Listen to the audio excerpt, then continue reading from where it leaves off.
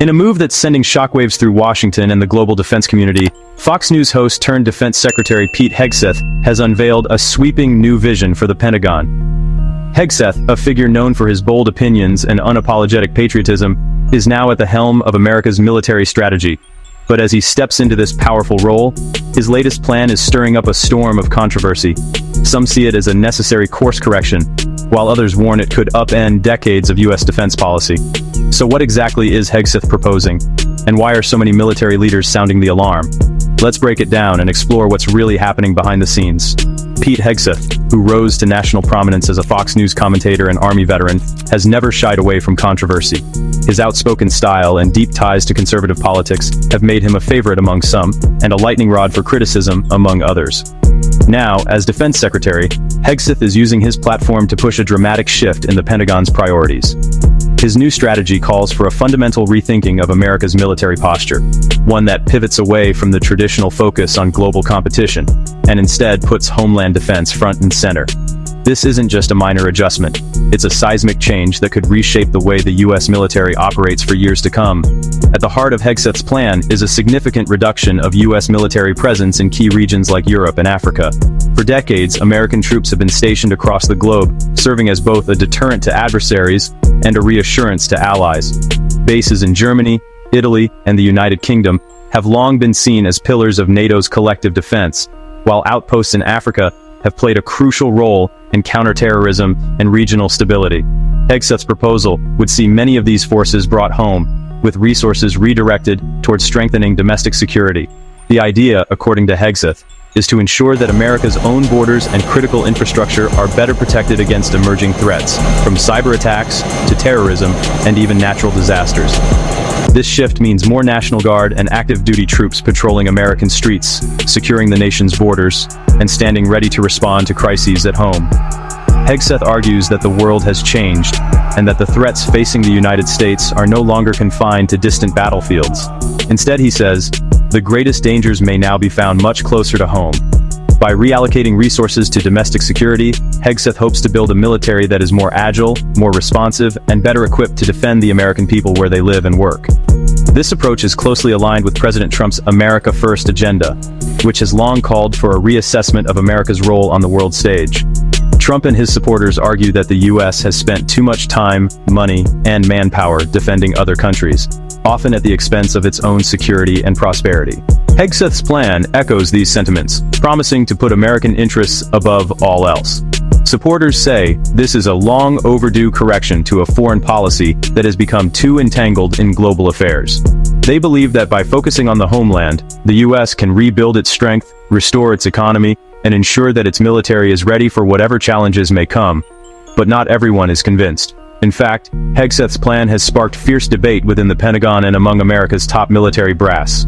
Many senior officers worry that pulling back from global commitments could have unintended consequences, both for U.S. security and for the stability of the international order. They argue that America's forward presence is not just about defending allies, it's also about deterring adversaries, projecting power, and maintaining the credibility of U.S. commitments around the world. Without American troops on the ground in key regions, they warn, rivals like China and Russia could be emboldened to test the limits of U.S. resolve. Among the most vocal critics is General Dan Kane, a respected leader with decades of experience in both combat and strategic planning. Kane and other top generals have publicly argued that Hegseth's plan is dangerously short-sighted. They believe it weakens America's global posture at a time when the world is becoming more unpredictable and more dangerous. In testimony before Congress and in closed-door meetings at the Pentagon, these leaders have laid out their concerns in stark terms. Reducing America's footprint overseas, they say, could create power vacuums that adversaries are all too eager to fill. The specter of China and Russia looms large in these debates. Both nations have dramatically increased their military capabilities in recent years, investing in advanced weapons, cyber warfare, and global influence operations. Chinese warships now patrol the South China Sea with increasing frequency, while Russian forces have staged massive exercises near NATO's eastern flank.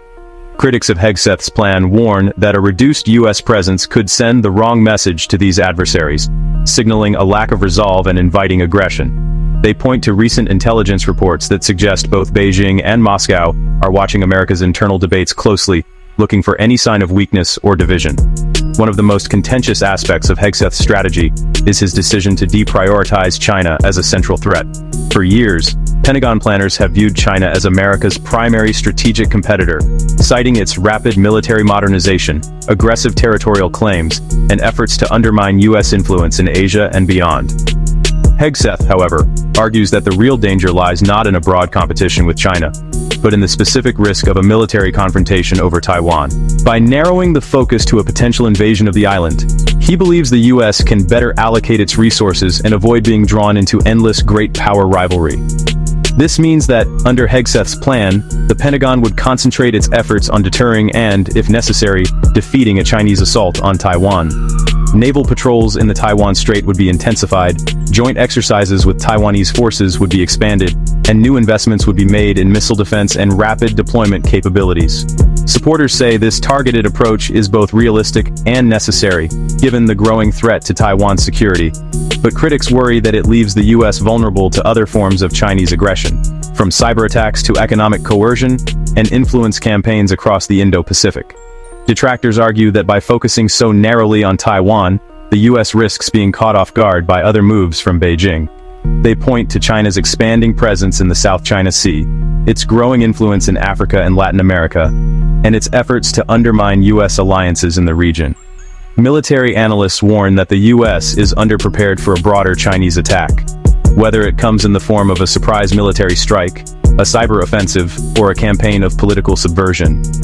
The Pentagon's own war games have repeatedly shown that a lack of forward presence and flexible response options could leave America scrambling to catch up in a crisis.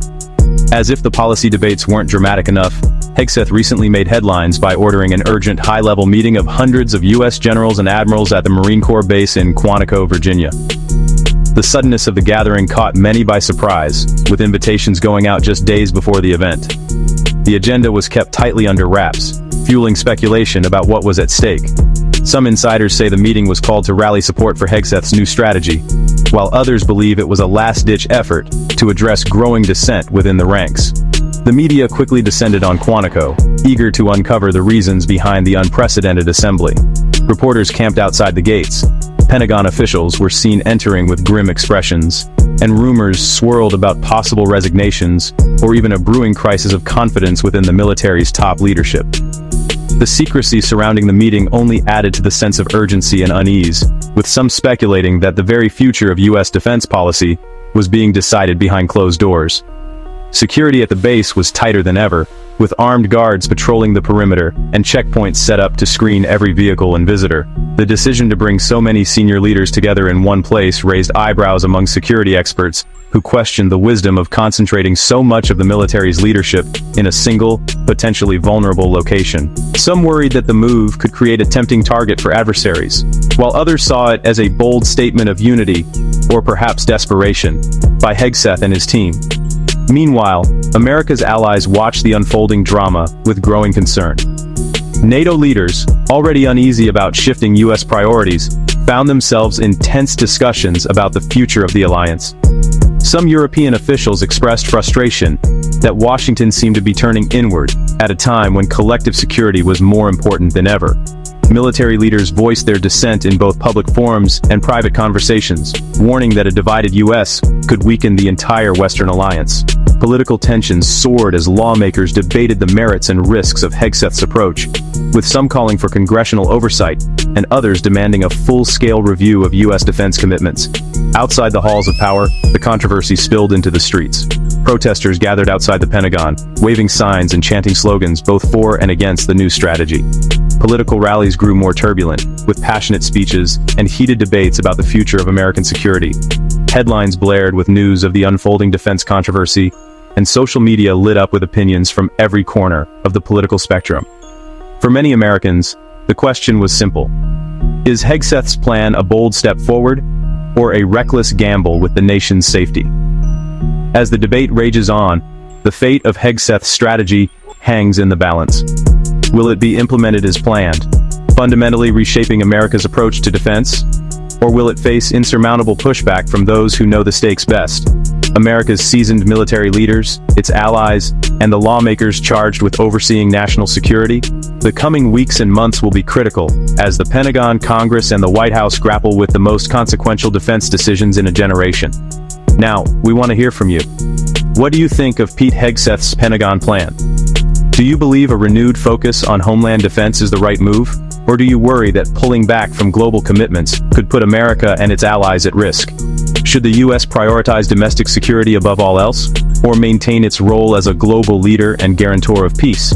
Your opinion matters, and we invite you to join the conversation below.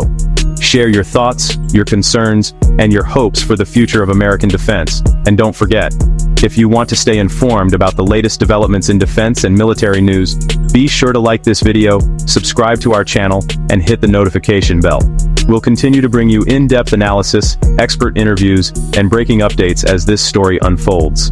The world is watching, and the stakes couldn't be higher. Stay tuned for more, and thank you for being part of our community.